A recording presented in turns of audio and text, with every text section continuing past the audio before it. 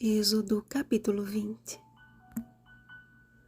Eu sou o Senhor teu Deus, que te tirei da terra do Egito, da casa da servidão. Versículo 2. Sob forte tensão, os filhos de Israel permaneciam ao pé do monte. Enquanto o Sinai fumegava e tremia, seus corações foram tomados por grande temor. Do alto, ouviram soar as palavras de Deus como o som de trovões e de relâmpagos. Ao abrir o seu discurso com o decálogo, o Senhor declarou o que seria a constituição de sua nação eleita, o seu caráter revelado ao mundo. Já vimos que antes mesmo de promulgar os 10 mandamentos, ele já havia provado a fidelidade de Israel através da observância do sábado. E as pragas derramadas sobre o Egito, desafiando os deuses falsos daquela nação, deixou bem claro de que o Senhor é o Deus supremo e o grande rei acima de todos os deuses. Salmo 95, versículo 3. Ou seja, o que o Senhor promulgou no Sinai sempre existiu, como está escrito. As tuas palavras são em tudo verdade desde o princípio, e cada um dos teus justos juízos dura para sempre. Salmo 119, versículo 160. O soberano tutor de Israel precisava educar o seu instável filho. Por anos, o povo havia esquecido as palavras do Senhor e o jugo da escravidão o tornou cada vez mais incrédulo. Unindo-se à idolatria do Egito, apegaram-se aos seus costumes pagãos e, não fosse sua condição de cativos, certamente escolheriam permanecer naquela terra. A hostilidade de Faraó e a pesada mão de seus algozes fizeram com que se aproximassem de Deus e dessem ouvidos às suas palavras. No cenário do Sinai, Deus escreveu a carta de alforria dos filhos de Israel. E a lei que haviam esquecido foi introduzida pelo Deus que os libertou. A lei da liberdade, Tiago capítulo 2, versículo 12, inaugurou o surgimento do Estado de Israel, símbolo eterno da aliança do Senhor com o Israel espiritual de todos os tempos. Quão profunda e intensa é a revelação do caráter de Deus nestes 10 preceitos. Em cada um deles há um princípio ativo que governa o universo e que ainda nos mantém com vida neste mundo de pecado. Analisemos. Primeiro, não terás outros deuses diante de mim. O Senhor é o único Deus verdadeiro, portanto, é Ele que rege e que sustenta o universo. Antes de mim, Deus nenhum se formou, e depois de mim, nenhum haverá. Isaías capítulo 43, versículo 10. Segundo, não farás para ti imagem de escultura. A verdadeira adoração consiste em depositarmos a nossa fé somente em Deus. Nenhum objeto ou ser vivente pode substituir o lugar que só a Ele pertence. Os ídolos são como um espantalho em pepinal e não podem falar. Jeremias capítulo 10, versículo 5. Não tomarás o nome do Senhor teu Deus em vão. É o terceiro. O nome de Deus está diretamente associado ao que Ele é. Por isso que somente Jesus herdou o mais excelente nome. Hebreus capítulo 1, versículo 4. Por ter sido a encarnação perfeita do Eu Sou. Desonramos o nome de Deus todas as vezes que agimos por conta própria. Cristo em nós é o segredo da verdadeira obediência. Quarto, lembra-te do dia de sábado para o santificar.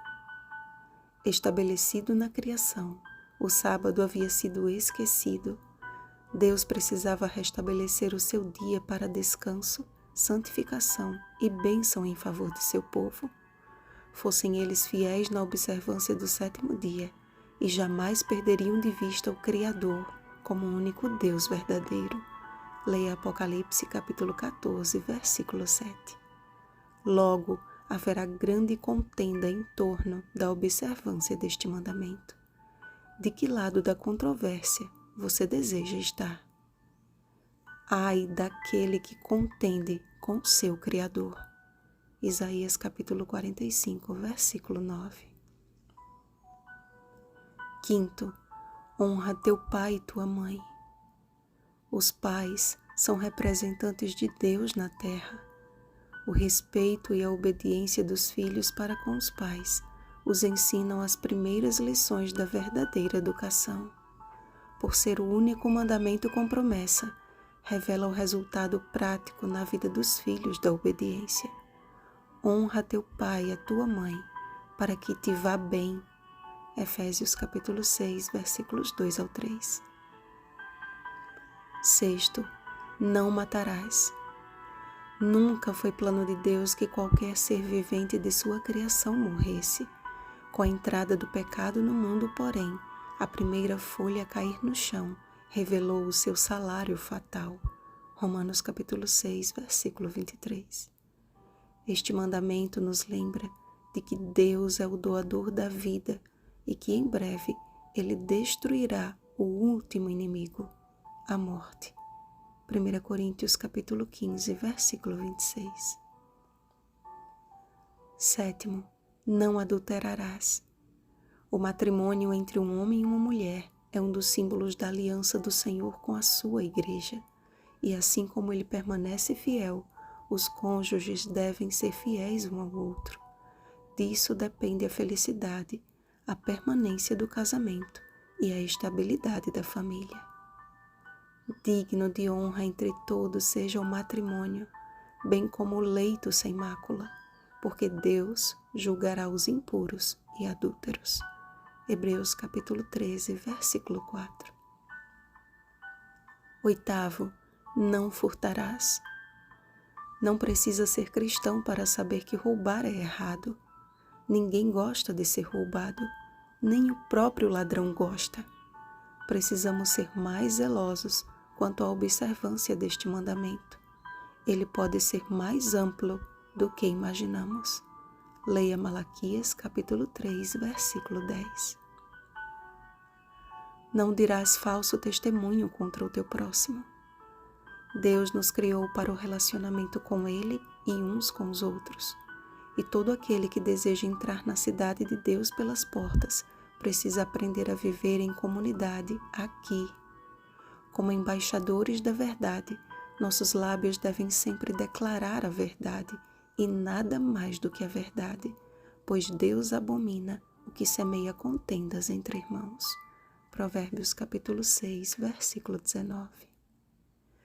Décimo, não cobiçarás coisa alguma que pertença ao teu próximo. Quando um anjo de luz resolveu quebrar o 10º mandamento com o desejo de quebrar o primeiro, sua rebelião iniciou o grande conflito que se estende até nós hoje.